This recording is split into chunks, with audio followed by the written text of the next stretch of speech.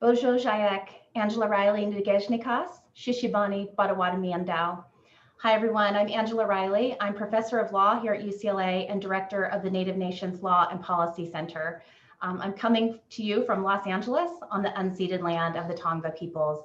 It's really wonderful to see you here today. We want to welcome you to the launch of our Tribal Implementation Toolkit on implementing the UN Declaration on the Rights of Indigenous Peoples into tribal law. I am honored to be here on a Zoom with so many visionary leaders in the field of Indigenous rights, my mentors and heroes. In 2007, the UN General Assembly adopted the Declaration on the Rights of Indigenous Peoples following decades of advocacy by Indigenous groups. This is a standard-setting document supported by approximately 150 states, including the United States, committed to the individual and collective rights of Indigenous peoples, which have for so long been disregarded in legal systems throughout the world. The Declaration recognizes that Indigenous peoples have rights to self-determination, equality, property, culture, religious freedom, health, and economic well-being, among others. It calls on states to undertake legal reform that will remedy past violations and ensure current protections for Indigenous peoples' rights. Many tribal leaders have asked for information about how they can support efforts to ensure that the United States honors the promises of the Declaration. Others would like to consider how they can use the Declaration internally in tribal law and governance. In many ways, these pursuits intersect, wherein tribal, national, and international law relate to and influence each other in a jurisgenerative moment of tribal lawmaking. So to respond to both of these questions, how to reinforce national implementation of the Declaration and how to use the Declaration in tribal governance, we have developed this Tribal Implementation Toolkit that we are launching today, a product of a unique collaboration between UCLA School of Law's Tribal Legal Development Clinic, the University of Colorado School of Law, and the Native American Rights Fund. Here at UCLA, we are so grateful to have the support of the San Manuel Band of Mission Indians, which provided generous support to the Tribal Legal Development Clinic under the supervision of our clinic director, Lauren Van Schulfgaard, which enabled us to engage several students last summer in collaboration with our partners to undertake much of this work. The toolkit provides background information on the Declaration and examples of the lawmaking inspired by it. Our hope is that tribes, their leaders, members, and lawyers will use these tools to learn about the Declaration and consider its application in tribal legal settings as an expression of Indigenous peoples' inherent rights. So with that, I welcome you here. I thank you for being present for this exciting day. And I want to now turn it over to my dean, UCLA School of Law Dean, Jennifer Mnookin. Thank you so much, Angela. And it's a pleasure to be here. I just wanted to join to give a very brief and heartfelt welcome to all of you for joining today for this very exciting launch. As Angela mentioned, the Tribal Implementation Toolkit's a product of a really wonderful collaboration between UCLA Law School, together with the University of Colorado Law School and the Native American Rights Fund. And it's just a real pleasure to be able to be one participant within this, this exciting collaboration to try to create a toolkit that will really make a difference to tribal communities, we hope, in many ways. I thought I'd say just a very brief word about our Tribal Legal Development Clinic. It was established in 1998 and has served tribes and Native groups across the United States. It's engaged on a variety of topics, including constitution revision, environmental management, child welfare, appellate court rules, taxation, criminal jurisdiction, and juvenile justice. Beginning last summer, when COVID disrupted so very, very many things, the clinic decided to join forces with Colorado University Law School and the Native American Rights Fund's joint project to implement the Declaration on the Rights of Indigenous Peoples. The hope was that we could leverage the insight and capacity of the clinic and uplift tribal law. And UCLA Law Clinic students have joined Colorado law students, and they've researched 9 distinct subject matters implicated by the Declaration. That includes the right to culture and language, the right to religious freedom, free, prior, and informed consent, the well-being of children, issues around climate and the environment, gender rights, business and economic development, education rights, and land rights. So it's obviously an extremely broad and important project. And so I just want to say thank you for being here today. Thank you for the participants whose hard work has made this possible. And we at UCLA are honored to contribute to this project, to help produce and disseminate this resource to Indian country, and to help move federal Indian law into a human rights framework, and to use critical thinking to uplift tribal law and create rights for people everywhere. Thanks very much for being here. And I too look forward to what's to follow. I want to turn this over now to John Echohal, the Executive Director of the Native American Rights Fund.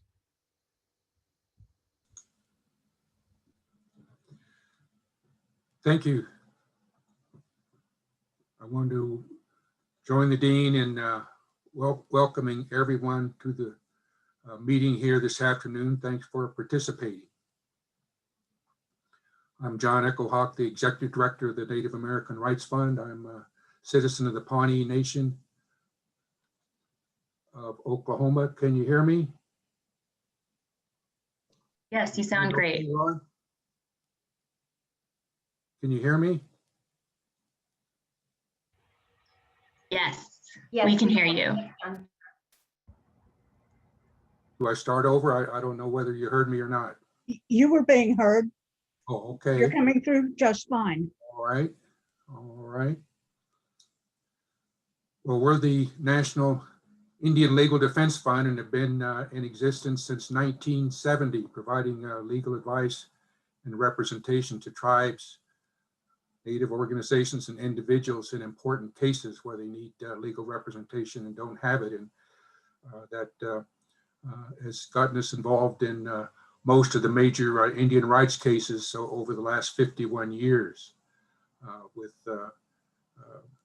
all of our experience working with tribal attorneys and the Justice Department and everyone else involved in these issues. Of course, we've monitored how our legal rights have been recognized or denied by the courts, the administration, the Congress. We've just really followed that, and generally speaking, we were really making a lot of progress in the 70s and the 80s, particularly in the courts, up until the 1990s. And with the change in the makeup of the court, we started to see that we weren't winning as many cases as we used to, and we really focused then on other ways that we could help. And one of the things we decided to do was to start working on the Declaration on the Rights of Indigenous Peoples that was being negotiated over in Geneva. The National Congress of American Indians became our client in advocating for passage of the Declaration. I'm chair of the NCI Litigation Committee, and we all noticed that we were having trouble winning in the courts, and we thought adoption of the Declaration could really help us because it has everything that Indigenous peoples need to be recognized. And if we had our government recognizing that, that would be of great help to us. So we started representing the NCI, and of course, it was adopted by the United Nations, the Declaration, in 2007. And since then, we've been working to implement that. When we were doing that work, we came across the Special Rapporteur on Indigenous Rights for the United Nations, James Anaya, who's now the Dean of the University of Colorado Law School. And a few years ago, when Jim Anaya became the Dean of the University of Colorado Law School, we thought it was a terrific opportunity to work with him and others over at the CU Law School to further implement the Declaration on the Rights of Indigenous Peoples. So that's this joint project that we've been working on now for the last few years. And we hope that it will really help recognize the rights that our peoples have in all these forums, judicial, administrative, congressional, at the state level, at the tribal level. we just really appreciate the opportunity to work with the CU Law School and UCLA Law School as well. Heading up that project work for us here at the Native American Rights Fund is Sue Noe. So at this point, let me turn it over to Sue. Thank you, John. And hi, everyone. I'm really happy to be here today for this launch of the Tribal Implementation Toolkit. I'm going to share my screen. I have a little PowerPoint. Let me see if I can pull that up. Okay. And so my role today is to talk a little bit about the NARF-CU Law Joint Project to implement the UN Declaration on the Rights of Indigenous Peoples in the US. And so the toolkit that we're launching today was developed as a collaboration between the NARF-CU Law School Joint Project and UCLA Law School. And I just can't say enough about the folks at UCLA, the tremendous amount of work that Angela, Lauren, the law students there put into developing the toolkit, and it was a wonderful experience to collaborate with you all on that. So thank you. And of course, our partners at CU Law. So let's see here. As John and Angela and others have talked about, the UN Declaration was adopted by the UN General Assembly in 2007. And it is, as Angela was describing, it's been widely accepted. It's a standard setting document that's now accepted by or adopted by at least 150 nation states, including the US, and sets out globally accepted minimum standards for the recognition of rights of Indigenous peoples in the broad range of areas that have been discussed. So of course, the challenge then is to make the promises declarations real in the lives of Indigenous peoples. And that was the impetus for us, NARF and CU Law School, to develop this joint project. The goal of the project is to advance the use of the Declaration as a framework and tool in advocacy for Indigenous peoples' rights in the US. And it draws on NARF's and CU's strengths in the areas of advocacy, research, collaboration with tribal governments. Participants in the project include lawyers and non-lawyers, tribal government officials, advocates, traditional cultural practitioners, and other members of tribal communities. And very importantly, Indigenous peoples' life ways, values, and knowledge serve to guide the direction of the project. We officially launched the project in March of 2019 with a conference at the CU Law School that was co-sponsored by NARF and CU Law. And this brought together lawyers, academics, students, activists, tribal leaders, and other folks interested in implementation of the Declaration. As part of that conference, we broke out into work groups and began drafting implementation plans in a number of subject matter areas, specifically language rights, business and human rights, religious freedoms, cultural rights, Indian child welfare, climate change and environmental policy, and also technology and communications. Following the conference in spring of 2020, we published the conference report that documented all the outcomes from that work at the conference. The hard copies are available if you want to reach out to us to receive a copy, or it's also available on our website. And the address for that is here. We also launched a joint project website that was in May of last year. And this brings together key documents concerning the Declaration and its implementation.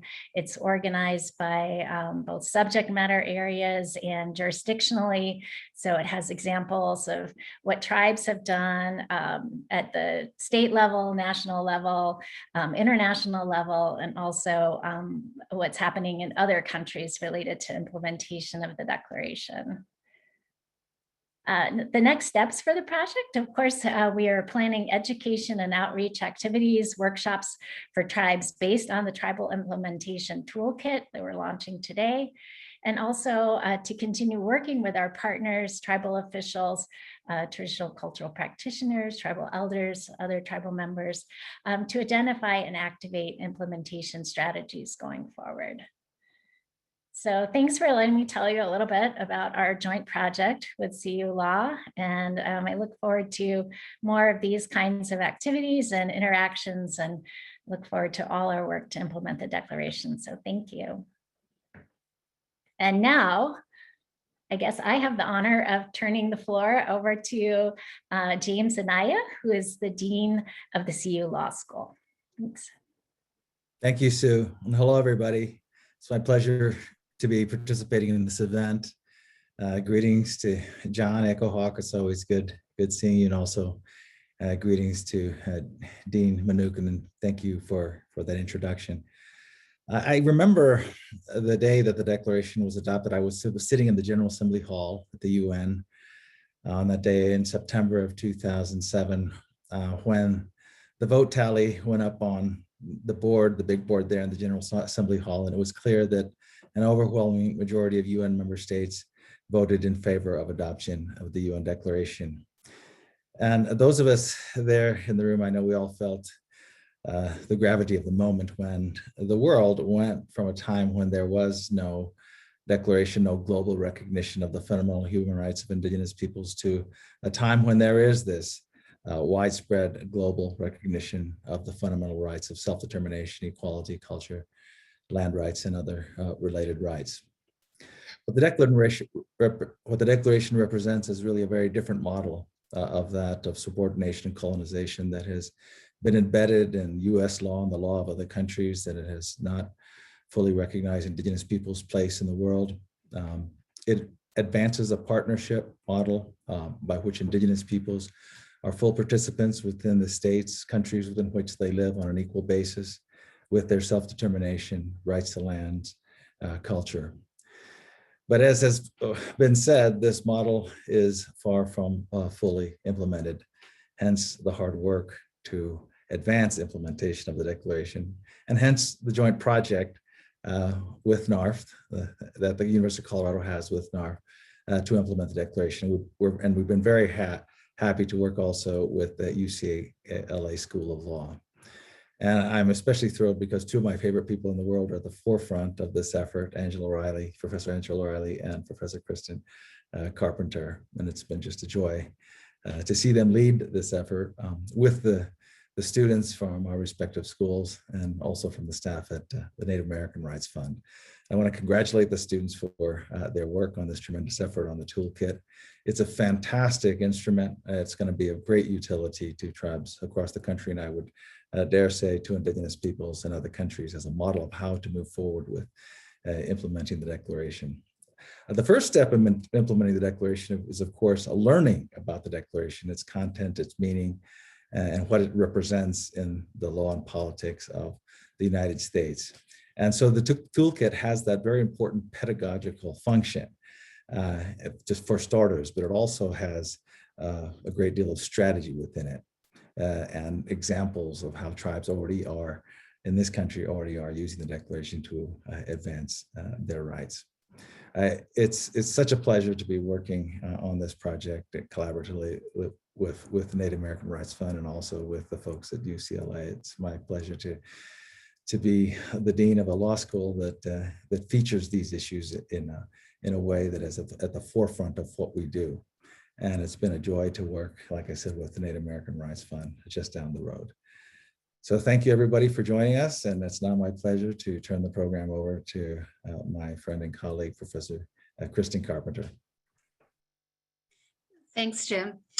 And many of you know perhaps that Angela and I were Jim and I's students way back in the late 90s when he was teaching us Indigenous peoples and international law at Harvard. And he had this collection of papers that he promised us were going to turn into this international instrument to recognize Indigenous peoples' rights. And I don't think, although we would have followed Jim anywhere, that we believed that that would necessarily happen during our lifetimes. But not only did it happen, the Declaration was adopted by the General Assembly and then eventually supported by the United States, but we've now moved into this moment of realizing the promises of the Declaration. And I think that the effort to implement is the challenge for our generation and maybe the next generation. And I've had the amazing opportunity over the last 5 years to do implementation work around the world on the UN expert mechanism on the rights of Indigenous peoples. So I was really eager to bring some of that experience back to the US and to have the opportunity to do it under the supervision and encouragement of my dean, as well as John and Sue at NARF, and with Jennifer and Angela and Lauren and the others at UCLA. It's really been an incredibly powerful experience, because I think this question of how to make human rights real is one that doesn't just face Indigenous peoples, it faces everyone. But for these communities who are even more vulnerable, and as John says, have faced so many legal challenges, it's a really poignant set of questions, and it means a great deal to Indigenous peoples. I just wanted to say briefly where we are in this project overall. We decided to focus for the last year or so on tribal implementation. I think partly because we were aware that the political climate in Washington, D.C. might have made federal implementation efforts somewhat challenging, but also because we were aware that the special attributes of tribal governments in the United States, their sovereignty, their lawmaking powers, make that a very powerful place to work on legal education and legal reform. And as Angela and I have often tried to do in our research, we initially wanted to see, what are tribes doing? What are they already doing in this realm? And through Lauren's supervision and Danielle Lortzor-Thompson, who was our fellow last year, and Kevin Miller, who's our fellow this year, we had the opportunity to learn that tribes are actually doing a tremendous amount in this area. Many tribes already had resolutions supporting the Declaration or had internalized it in their own law. I think Lauren will say more about that. I guess just one other point, a bit of foreshadowing. The National Congress of American Indians has also supported this effort, encouraging tribes to use the Declaration in their own legal systems, and passed a resolution acknowledging this project. And so we feel like the social movement, the social and legal movement aspect of this work, in which communities, grassroots people, tribal leaders, educators, and the national organizations, we're all really in this together. And we had really some terrific guidance, as several of you mentioned, from tribal leaders, a couple of whom are on this call. Others are cultural leaders, very deeply engaged in their communities as first language speakers and so on. And drawing guidance from them in conversations, both casual and formal, has been kind of at the heart of this work, and allowing us to try to implement the Declaration in a way that's really meaningful to tribal communities. So again, thank you to all of the partners. Thank you especially to my 3 CU law students, Taylor Shad, Ali Payan, and Adam Spensley, who were part of the research team. And with that, I will turn it over to Lauren for a deeper dive on how we actually did all of this work.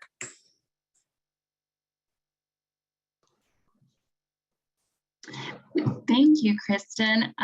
Angela, I have you on here also. Did you want to say a word first? You go ahead, I'll pipe in.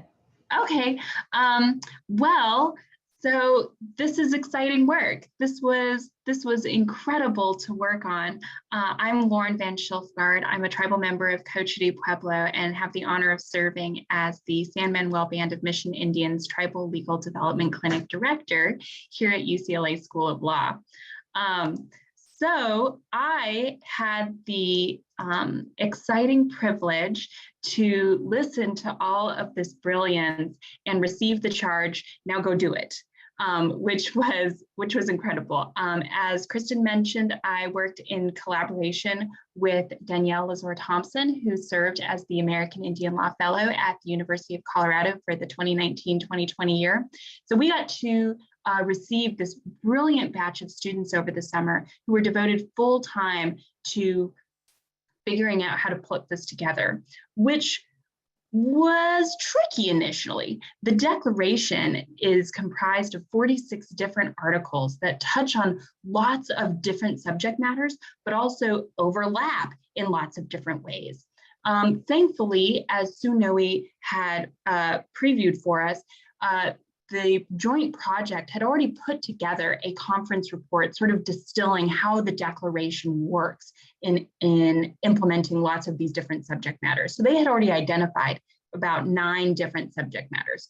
So we used that and sort of assigned each student a subject matter. Go check this out, what the declaration has to say about religious freedoms, about climate, about gender rights, and see what you come back. Implementing this through tribal law is really exciting for me in particular because yes, the declaration speaks a lot about what nation states should be doing in relation to Indigenous peoples, but Indigenous peoples also operate their own governments. And so they offer a really important opportunity to showcase, to innovate, to show nation states how this can be done. They're also responsible for protecting human rights and Indigenous rights of the Indigenous peoples over whom they exert jurisdiction. And so it was with that lens that it was really exciting to sort of look at tribal law, which is otherwise not terribly examined within the academy. What do tribes have to say in relation to the declaration? The first 2 chapters of the declaration, we look at what tribes have to say explicitly about the declaration. There are tribes that have resolved to endorse the declaration usually through a resolution. So we highlight some examples of how tribes have done that. There are tribes that have explicitly adopted the declaration as tribal law. And so we identify those that it's like, hey, tribe, if you're down, here are some examples of how tribes have done this. But for the most part, most tribes have not said anything about the declaration. Nevertheless, there are really exciting and innovative ways in which tribes have legislated different topics that are very much in the spirit of the declaration. And so that's where the students really got to work, examining different tribal laws that in many ways are uplifting the very human rights and Indigenous rights framework that the declaration is calling for.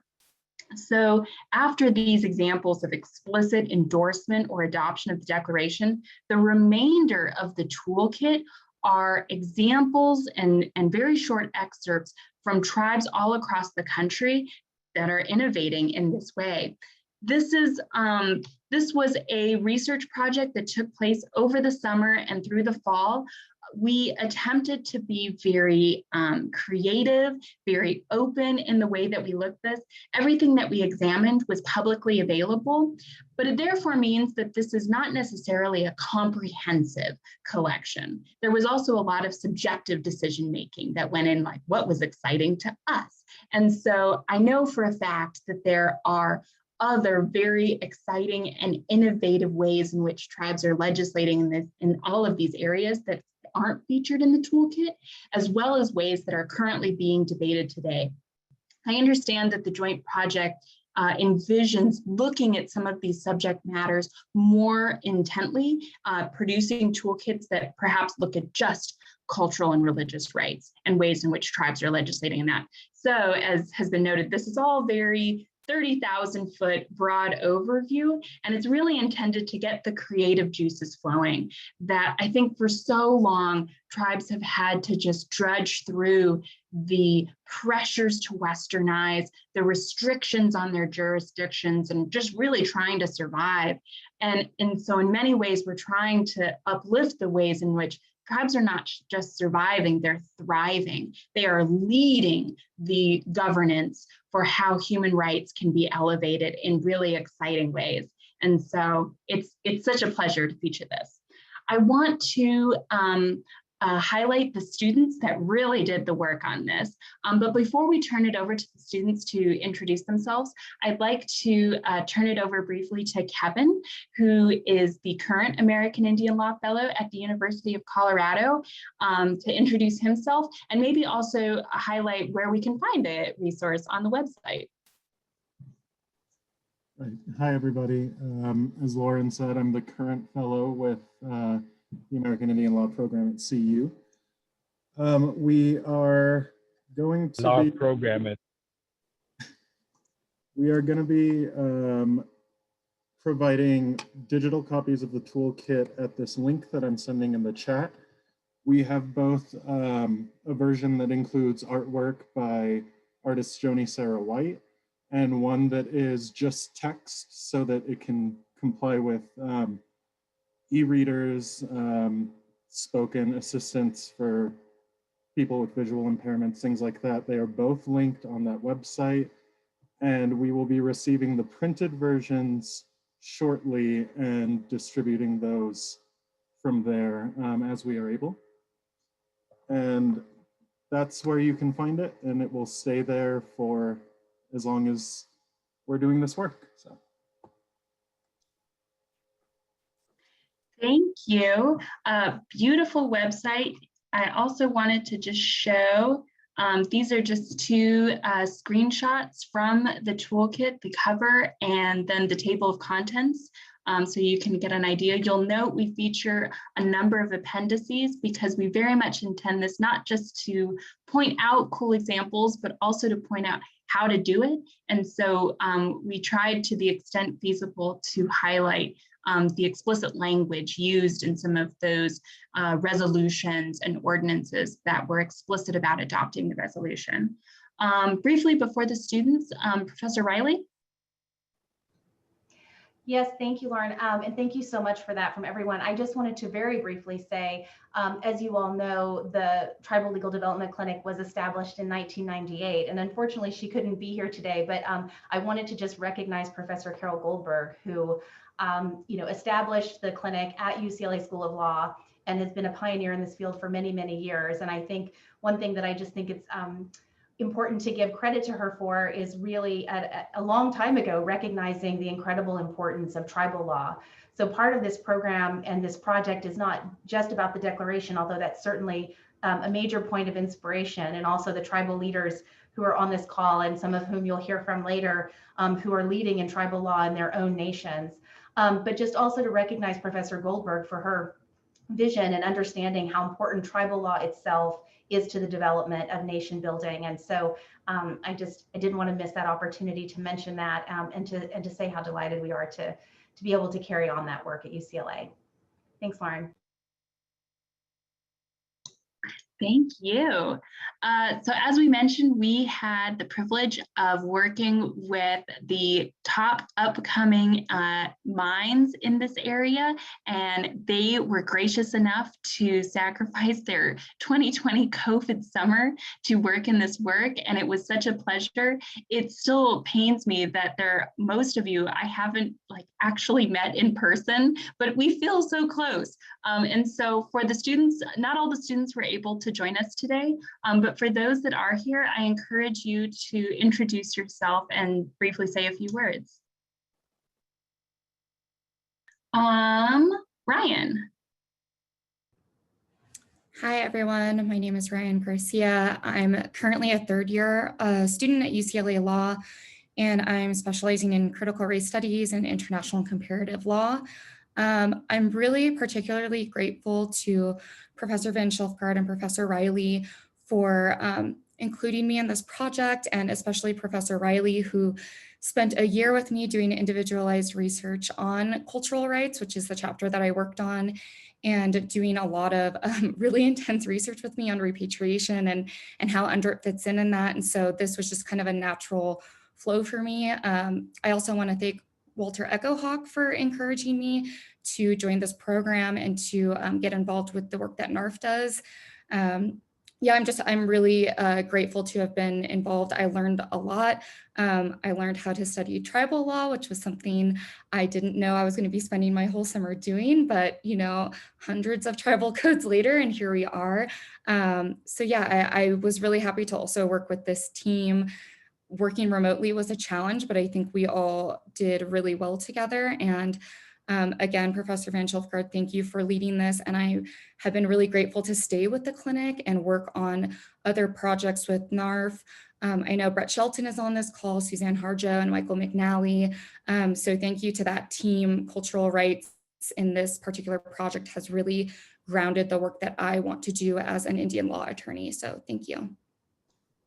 Thank you, Ryan. Yes, you worked on the cultural rights. It'd be great to hear what specific subject matter that you worked on. Harshini. Hi, I'm Harshini Gopal. I'm also a 3L at UCLA. I focused on gender rights this summer and built the toolkit that focuses on gender-based violence, gender discrimination, and reproductive justice. I really want to thank the mentors, professors, and NARF attorneys on this call. It was such an incredible privilege to get to work for all of you this summer, and particularly work on this. So thank you. Thank you. Allie. Hello, I'm Alexandra Payan, but I go by Allie. I'd just like to say that it was such a privilege to work with everyone this last summer. I am a 3L at CU Law, and I had the privilege of working on climate change and environmental policy. And these are very, like all of the topics, very vital and important to Indigenous cultures. As Professor Carpenter said, they're some of the most vulnerable to the negative effects of climate change and environmental policy. And realizing that the Declaration, a number of the articles involved address and can work as a tool to combat climate change or negative policies was really important. And I'm just really excited to see this into fruition. And just thank you so much, Professor Van Schilfgaard. You were a guiding light in this very unique time in the world, but also with this very important project. And it's a labor of love, and you can feel that with your passion with it. So thank you.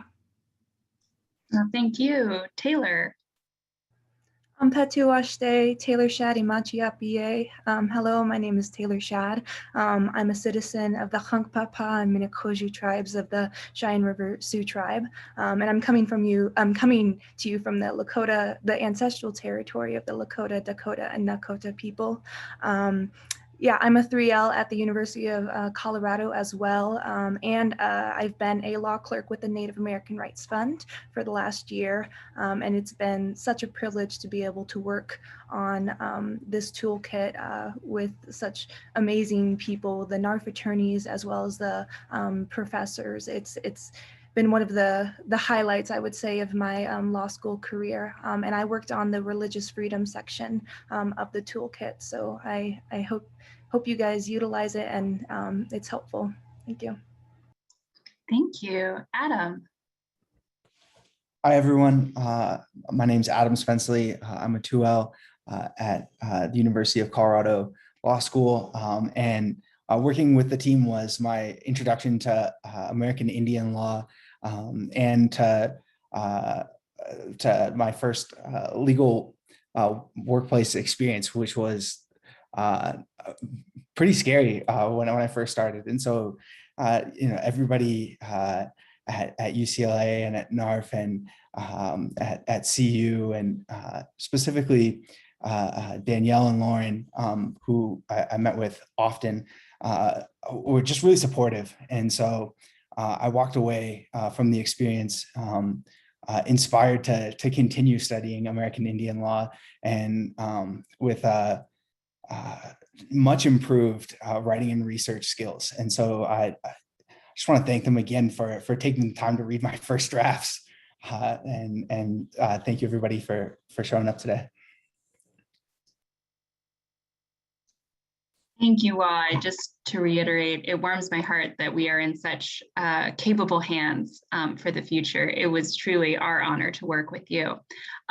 Before I proceed with the rest of the agenda, Professors Carpenter or Riley, did you have anything else you wanted to note?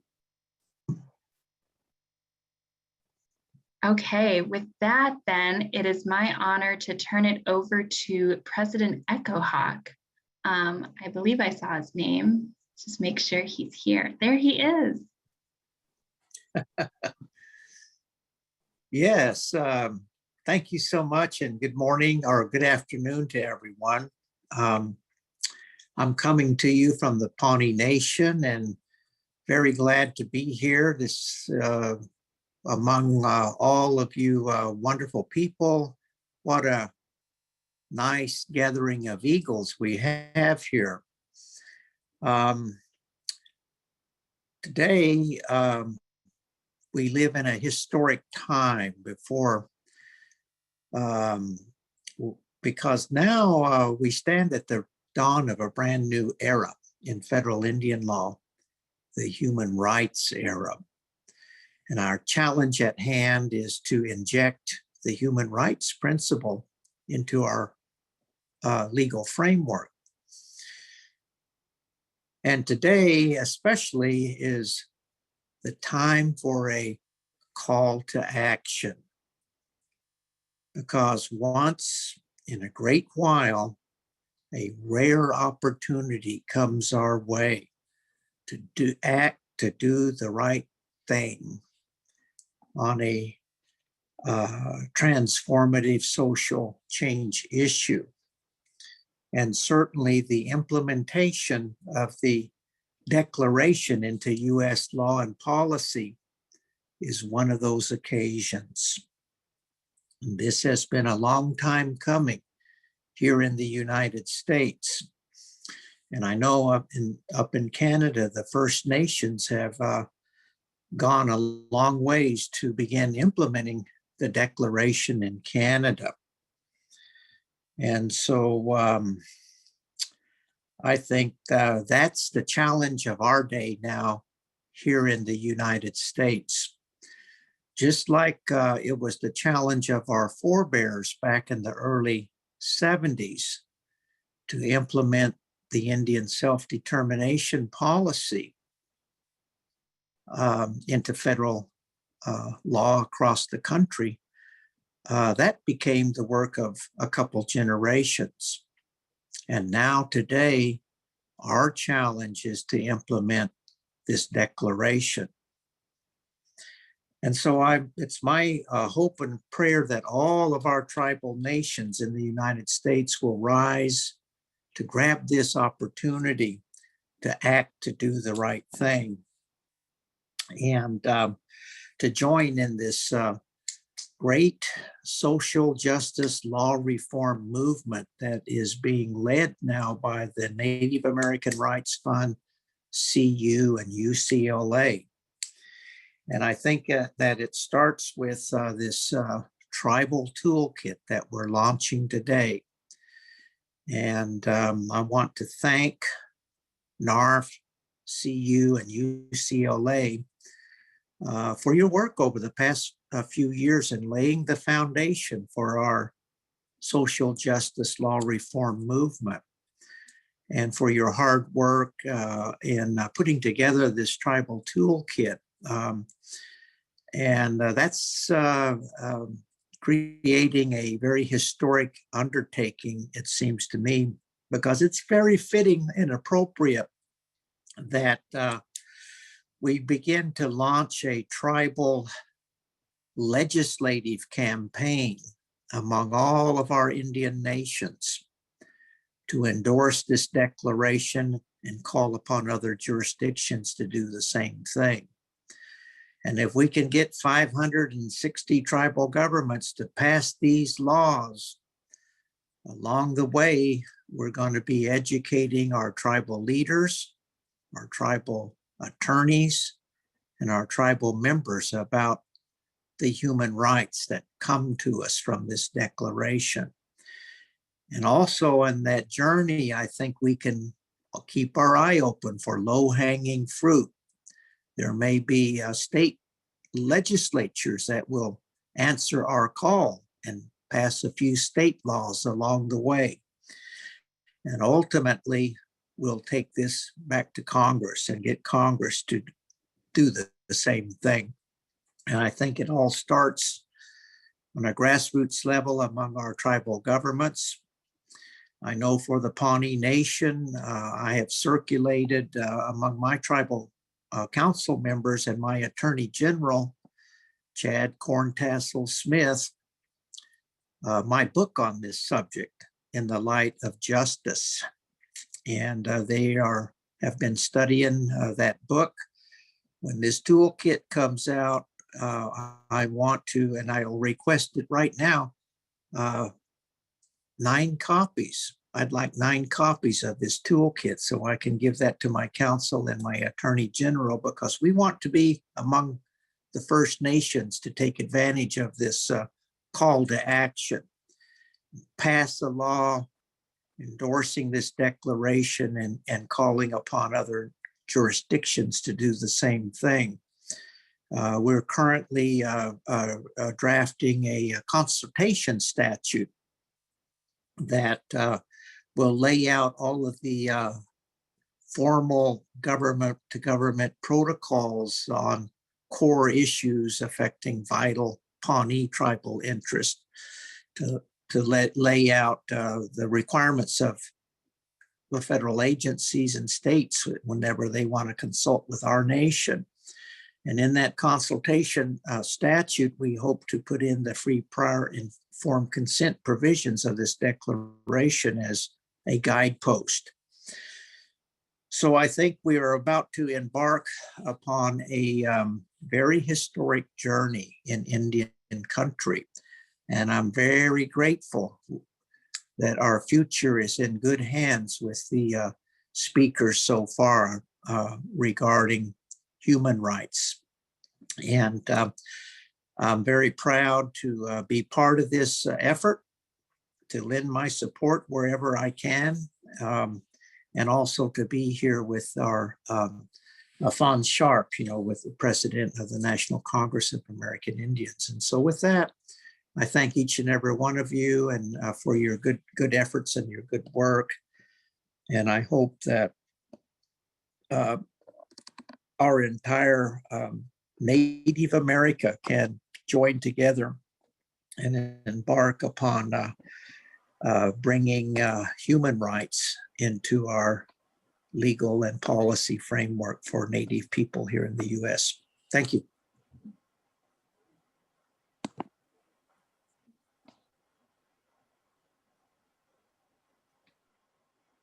Thank you, President Echohal. Vice President Sharp, the floor is yours. Excellent.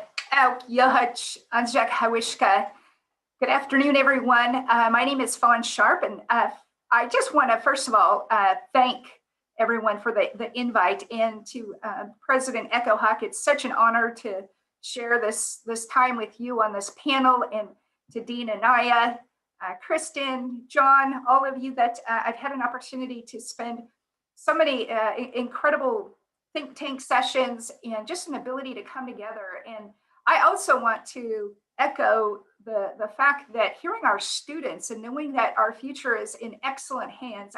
Anytime I have a chance to engage with our students, whether they're at the high school level, collegiate, and certainly law school, I'm always reminded that our future is in excellent hands. So I'm just very happy to be here. And I just want to briefly lay out sort of a vision and the agenda that we have at the National Congress of American Indians, and then really populate that with my personal experience in working on international affairs. So at the National Congress of American Indians, we too recognize that we are at an incredible time. I've been calling it a sacred moment. We're at a sacred time where we've witnessed multiple things happening long before the rest of the world came to realize what our world was confronting. For example, the issue of climate change.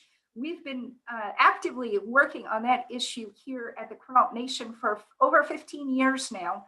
And we have stories all across Indian country about warnings from our elders, our ancestors, through song, ceremony.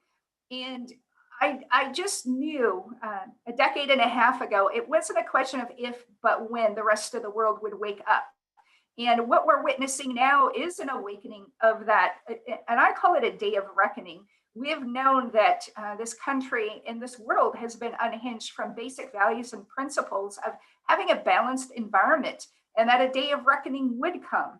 We also are in the middle of a global pandemic, and all of these things that are, I call them the apocalyptic challenges. President Biden calls them the cascading crises of our generation.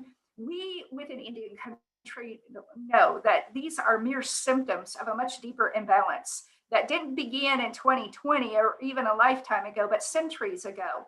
And so this is a sacred moment in time where there are multiple challenges facing this generation, including racial inequities and justice and basic human and civil rights. And that brings us to this topic.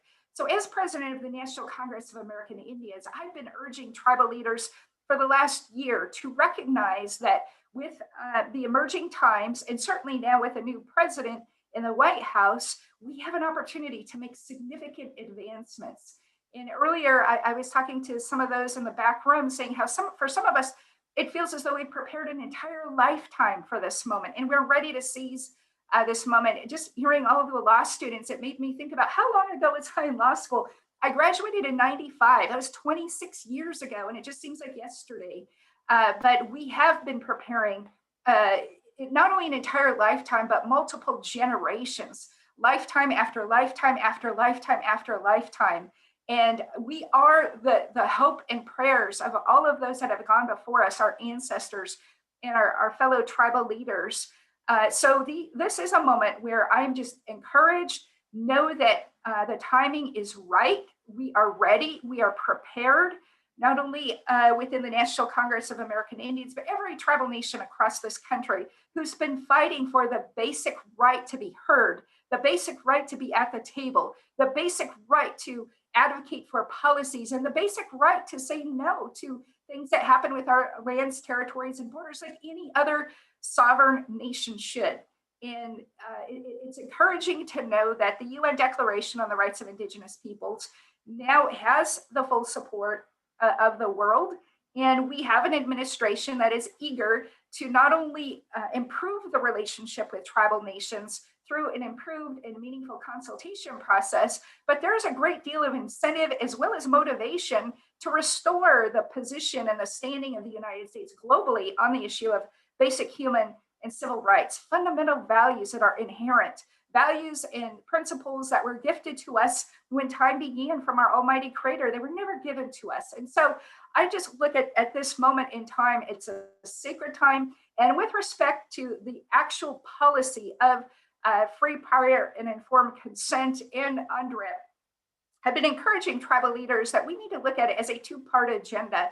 There's definitely a domestic agenda, and I'll address some of the points on that, but there's also a foreign policy agenda, because the United States is a player on the world stage and is a player globally. And so we need to look at this issue both as a matter of domestic policy as well as foreign and international policy, and have a very clear strategy on how we're going to implement in both of those spaces. So with regard to the domestic agenda, a number of years ago, as president of the Quinault Nation, I was really frustrated with this issue of climate change. And I remember in the early years of my presidency, I had a difficult time even just engaging with anyone during the Bush presidency on the issue of climate change. There's a great deal of denial. I would raise the issue at state and local meetings and even national meetings. The room would get quiet and then someone would change the subject. So I sought to engage globally, internationally on the subject matter of climate change. And it was then that I really began to consider this question of free, prior, and informed consent. And I opened up several diplomatic channels while I was in Poznan, Poland, way back when. And I remember visiting the US State Department section, and there was an official that opened the door, didn't even invite me in, but just kind of 6-inch door treatment. And another tribal official from an NGO announced to the United States that there was elected leadership. And the person said, there was another Indian here about half an hour ago. Couldn't all of you Indians get together and just send one person?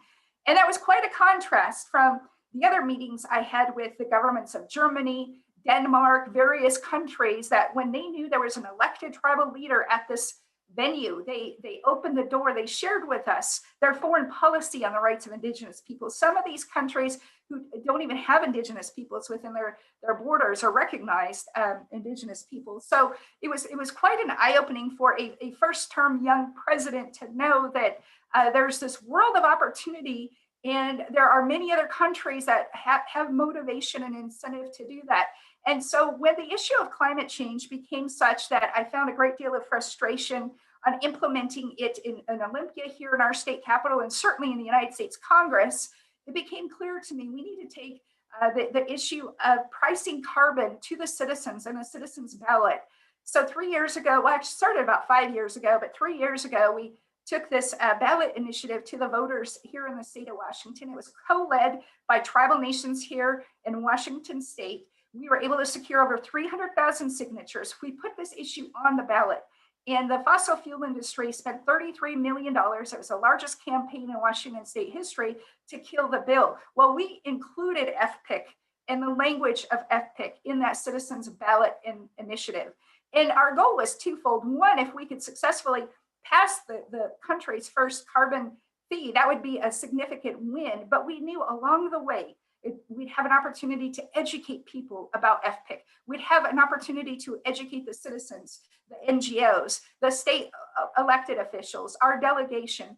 And so if you recall, when our Governor Inslee, ran for president, he included in his presidential platform FPIC. It wasn't long after we introduced that concept that our Attorney General here in the state of Washington adopted FPIC as an enforceable right here in Washington state. And this year, just a few weeks ago, the Insurance Commissioner included FPIC. So our domestic agenda, to complement what's already been said, where tribal nations should on their own exercise their inherent sovereign authority and right to implement FPIC, there's many ways that we can begin to populate these principles at the state level, begin to populate it within these various federal agencies that are reaching out to tribal nations to adopt.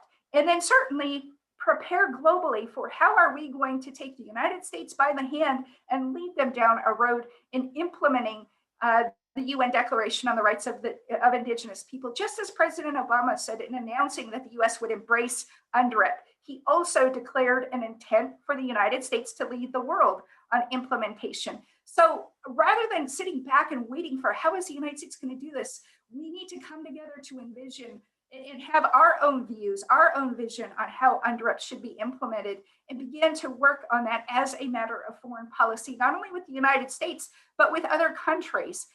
And I've long strived to achieve what I call political equality with the United States. And I used to think the United States was here and we are here and we needed to elevate to become political equals. Well, I realized we're up here with the rest of the world in understanding the rights of Indigenous peoples. The United States was the last country. They're down here, so we need to elevate them to the place where we all stand, where we stand on principles that transcend national borders, where we advance public policies that are universally recognized, and they are fundamental and they are inherent to who we are as Native people. And those are the type of policies that are undeniable. Well, some may try to stop us, and some may actually actively campaign against tribal sovereignty. We know that this is a sacred moment in time, and the world is prepared, and certainly in this country, to reconcile our public policies in a way that is consistent with our foundation, is consistent with those basic core values. And so we have much work ahead of us, but I just wanted to share these few remarks, and I'm so very grateful to be able to engage with students and certainly the distinguished leaders who are on this call. I look forward to many other conversations like this as we continue to advance the UN Declaration on the Rights of Indigenous Peoples, domestically as well as internationally. And there's just no question in my mind that with the knowledge of all those who are on the call, all those who've been working on these issues for decades, as well as the new and emerging leaders, the bright minds, I call them the warrior lawyers who are passionate about this issue, we are going to be able to not only advance it for our tribal nations, but I also think of the millions, hundreds of millions of indigenous peoples globally who don't have political structure, and they're relying almost entirely on NGOs to advance their interests. And they face genocide even in this very moment for advancing basic policies like climate change. And so I look at us, I look at our generation as leading the way, not only for those who desperately need leadership in a space like this on the rights of Indigenous peoples for our tribal nations, but every Indigenous person that exists globally that for many reasons cannot simply live as a creator intended on the lands that were gifted to their ancestors when time began. So my hands are raised to each and every one of you. I thank you, and I do have to run. There's a State Department consultation happening in this very moment, and I'm going to continue to advocate for our interests as tribal nations. And I just so appreciate the honor and privilege to engage with each and every one of you this afternoon. Siok Whale. Vice President Sharp, we raise our hands to you. Thank you. Thank you also to President Echohal. She reminds me that as a component of the toolkit, we feature good practice examples. And in the FPIC good practice example, you can find a description of that Washington State Attorney General incorporation of FPIC, as well as a link to the actual incorporation on the website. I highly encourage you to check it out. It's a great example of domesticating FPIC into state law. With that, I will turn it over to Professor Riley to close us out. Great, thank you, Lauren, and thank you so much, President Sharp and President Echohal. It's just such an honor and privilege to be able to launch this toolkit. We are in the process of getting physical copies printed. So if you do want a physical copy, please reach out to us and we'll make sure when they're completed, we can get them to you. As you know, you can already get it on the website. We do anticipate the toolkit will be somewhat of a living document in terms of the electronic copies. So we'll be able to update it over time and add more exciting updates from tribal communities. I just wanted to close by saying a couple of things. You heard a little bit in this conversation about just a point that I really like to bring out to my students and I want to bring out to this larger audience. As you know, as you heard in this conversation, Professor, now Dean Anaya, taught Indigenous peoples and international law to me and other people, including Kristen Carpenter as my classmate more than 20 years ago. I was hearing about Walter Echohal from Rocky Barrett, my tribal chairman, as early as my teen years. And of course, the Native American Rights Fund has stood apart for decades as the absolute leader in Indian rights. And John Echohal, we thank you so much for being here today. And among all of the NARF attorneys who gave their very valuable time to this project and to our students. So I just say all of that to say, and I also want to acknowledge that there are many people listening to this presentation right now that are themselves esteemed tribal leaders, activists, judges, visionaries in your own tribal communities and for Indian country. And we see you and we thank you very much for being present here and for being our own mentors and leaders over the past several decades. So I just say all of that just to say, this community of people, like the planet, as President Sharp mentioned, we are all connected. And the word for this in Potawatomi is Jaganaganan, which just means all my relations. And I think virtually every Indigenous language has some version of all my relations, which is just to say, we are all connected to each other. We are connected to the planet. We are connected to all the living things here. And I think the pandemic and the climate change, existential climate change issues that we're facing as a global community are hopefully helping to bring that ever and ever more to light. While Indigenous peoples remain the most vulnerable peoples in the world with regard to some of these issues, we also have some of the most valuable and deeply connected to the earth knowledge to draw on and to really look to Indigenous lifeways for sustainable ways to continue to live on the planet and to be in connection and in relation to each other and in relation to the earth that we're have the pleasure of being members of this community. So I thank you all for being here today. It's been a pleasure hosting you, and thank you to all of my partners. And with that, I think we will close so folks can get to the State Department briefing and keep pushing the ball forward. So Chi Miigwech, thank you all so much.